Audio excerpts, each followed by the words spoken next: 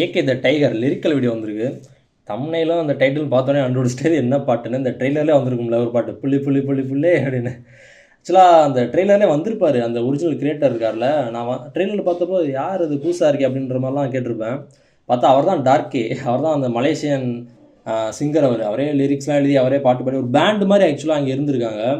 அவரோட இன்டர்வியூலாம் நேற்று நான் பார்த்தேன். சொல்லியிருப்பார் இது தமிழ்நாடு வந்ததே இல்லை, இப்போ குட் பேட் அக்லிக்காக தான் வந்தேன்ற மாதிரிலாம் சொல்லியிருப்பார். ரொம்ப ஆச்சரியமாக இருந்துச்சு.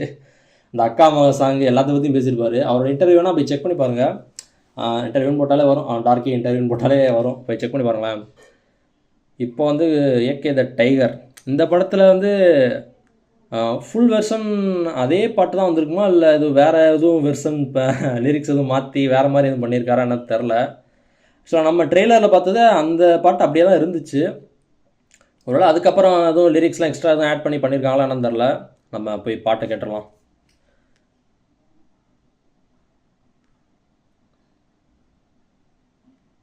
அதான் singer Darcy, king of Samba rock, lyrics Darcy.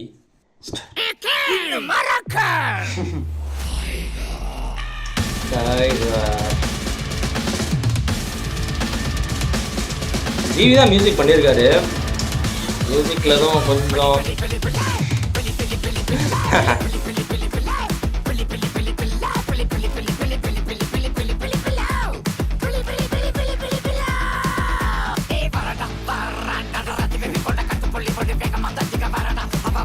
டார்கே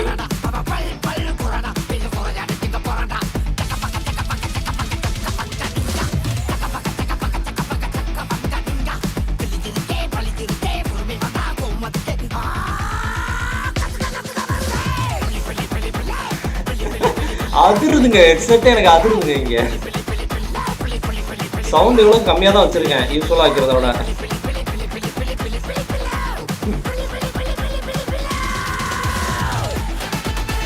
Darcy lyrics ஆக்சுவலாக ஒரிஜினல் சாங்கே தான் அப்படியே பாடியிருக்காரான்னு தெரியல. மியூசிக்லாம் மாற்றிருக்காங்க, நல்லா தெரியுது. ஜிவி கொஞ்சம் வேறு மாதிரி பண்ணியிருக்காரு.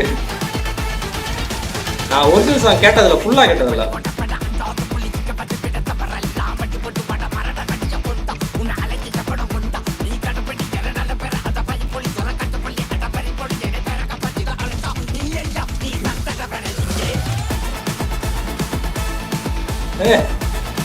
அந்த ஜிபியூ அந்த மியூசிக் பிஜிஎம் ஒன்று வரும்ல, அதை அப்படியே இதில் ஃபியூஸ் பண்ணியிருக்காங்க. நல்லா இருக்கு. ஒரு ஃபியூசன் மாதிரி கொடுத்துருக்காங்க ஜிவியோட மியூசிக்கும் அந்த ஒரிஜினல் மியூசிக்ஸ் இருக்கு.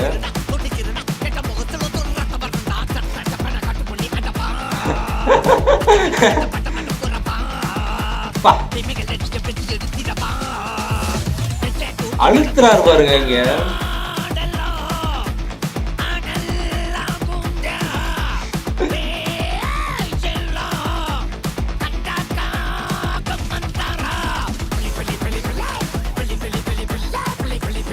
ஒரு ஒரிஜினல் வாய்ஸ் இப்படி இருக்காது, பாட்டு அப்படி பாடுறாரு பாருங்களேன்.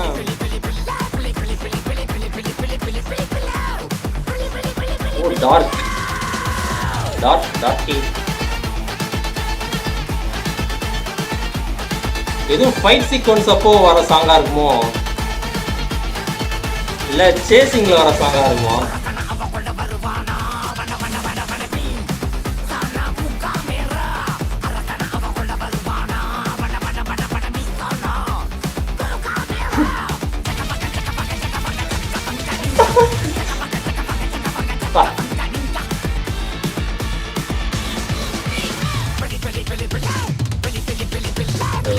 டைகர் அனிமேஷன் வச்சிருக்காங்க.